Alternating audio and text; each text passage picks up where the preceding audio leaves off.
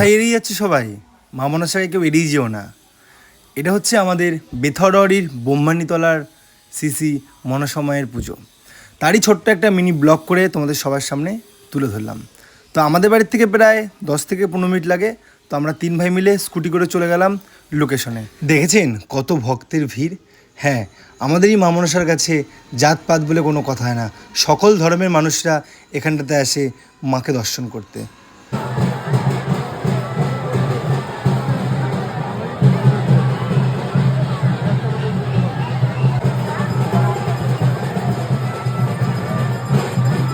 মা মনসার এই সুন্দর ভিডিওটা দেখা মাত্রই একটা করে শেয়ার করে দিও।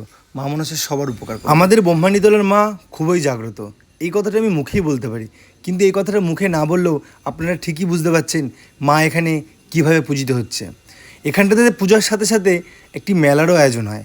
সেই মেলাতে বিভিন্ন রকম কাঠের সামগ্রী পাওয়া যায়, আর এই মেলাটি প্রায় 1 মাস ধরে চলে। তাছাড়াও এখানে অনেক খেলনার দোকান, খাবারের দোকান, অনেক কিছু বসেছেন। চলুন পুরো মেলাটা আপনাদের সঙ্গে একবার ঘুরে দেখা যাক।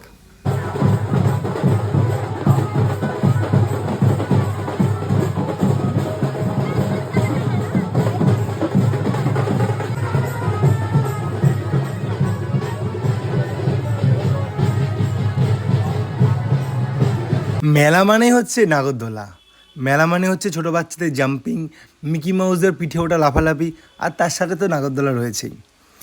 তো আমরা ছোটোবেলাতে এগুলো অনেক উপভোগ করেছি, কিন্তু সময়ের কালে কালে যখন আমরা বড় হয়ে যাই তখন এগুলোকে আস্তে আস্তে আমরা হারিয়ে ফেলি।